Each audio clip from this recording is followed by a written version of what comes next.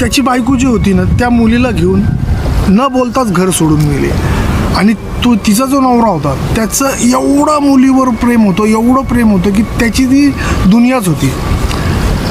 त्याला ती सोडून गेली. आता ह्याला करमत नव्हतं.